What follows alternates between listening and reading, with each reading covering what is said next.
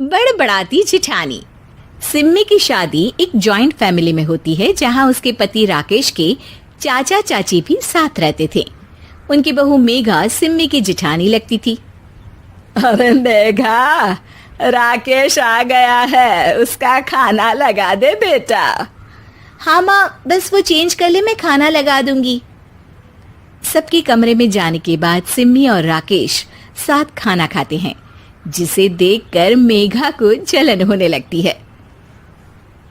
अरे सिम्मी, हमारे घर में पति के साथ खाना खाने का रिवाज नहीं है, तुम्हें राकेश ने बताया नहीं क्या? सिम्मी मुस्कुराकर वहां से चली जाती है कि मेघा सिम्मी की सास के पास जाती है। अरे चाची जी, राकेश भैया तो सीधे हैं, कछु नहीं बोलते, कछु नहीं समझते, लेकिन आप तो सयानी है ना। अब देखिए, साथ बैठकर खाती है भैया के, कुछ झूठा मीठा उसका भैया के पेट में चला जाए तो सिम्मी को तो पाप लगेगा ना, पाप। सिम्मी मेघा की बात सुन लेती है लेकिन कुछ नहीं बोलती। अगले दिन, सिम्मी, मैं मुंबई जा रहा हूँ, तुमको चलना है तो साथ चलो। मेघा राकेश की बात सुनती है और सीधे सिम्मी की सास के पास जाती है। अरे चाची, अरे चाची। अरे मेघा, क्या हो गया? बहुत परेशान लग रही है, सब ठीक तो है ना? अरे नहीं ना चाची, कैसा ठीक है? राकेश भैया मुंबई जा रहे हैं, आप तो जानती हैं कितने सीधे हैं, इतनी दूर जा रहे हैं, कहीं कुछ हो न जाए। अरे नहीं नहीं, मैं नहीं जाने दूंगी उसे। अरे सिम्मी, पता चला है कि राकेश मुंबई जा रहा है। ना बेटा ना, वो नहीं जा सकता। अरे माँ, उन्हें ऑफिस के काम से जाना था, लेकिन आपको तो पता है ना, उन्हीं दिनों मेरे मायके में शादी है, तो वो अपनी जगह किसी और को भेज रहे हैं। अच्छा अच्छा, तो फिर ठीक है। सिम्मी समझ जाती है कि मेघा ने सास के कान भरे हैं। वो सास से कहती है, माँ जी, लेकिन हम दोनों कुछ दिनों के लिए मसूरी जा रहे हैं। आप तो जानती हैं कि शादी के बाद हम कहीं नहीं गए। अच्छा अच्छा, ठीक है, जाओ घुमाओ। सास वहां से चली जाती है। सिम्मी अपने कमरे में कपड़े पैक कर रही होती है कि तभी मेघा आ जाती है। अरे गर्मी में सर्दी के कपड़े काहे पैक कर रही हो? सिम्मी को मेघा पर नाराजगी तो होती है, लेकिन फिर भी वो कुछ नहीं बोलती। दरअसल मैं और राकेश हनीमून के लिए मसूरी जा रहे हैं ना।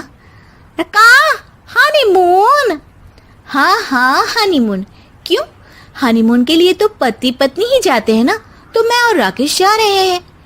मेघा भागकर सिम्मी की सास के पास जाती है।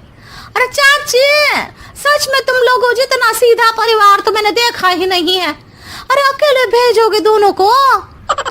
मैं और सुरेश तो कभी अकेले नहीं गए। हाँ भाई, हम तो परिवार में ही अच्छे, बड़ों के बीच, ऊपर से खर्चे है भगवान।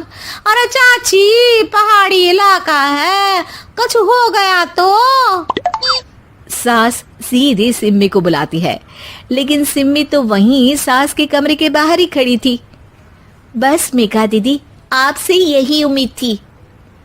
अरे बड़ी हूँ, घर के कायदे कानून तो मैं ही बताऊंगी ना। अरे तो अपने घर में रखिए ना सारे कायदे कानून।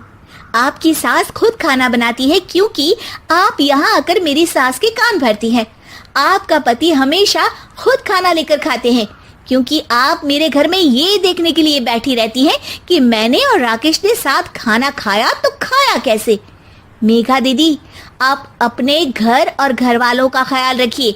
मेरे घर में ज्यादा घुसने की जरूरत नहीं है, और हाँ, मैं अपने सास और पति को संभाल लूंगी। मेघा चिल्लाती हुई वहां से चली जाती है, जिसकी आवाज सुनकर राकेश वहां आ जाता है। सिम्मी, मैंने तो तुम्हें पहले ही अपने घर का माहौल बता दिया था। हाँ राकेश, तुम्हारे घर का माहौल बहुत अच्छा है, लेकिन बाहर से कुछ लोग आकर इसे खराब करना चाहते हैं, जो मैं नहीं होने दूंगी। सास सिम्मी की बात सुनकर कमरे में चली जाती है।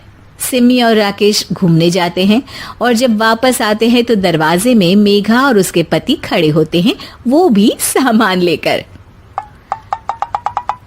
अब छोटे मर्यादा तोड़कर घूम रहे हैं तो हम काहे नहीं।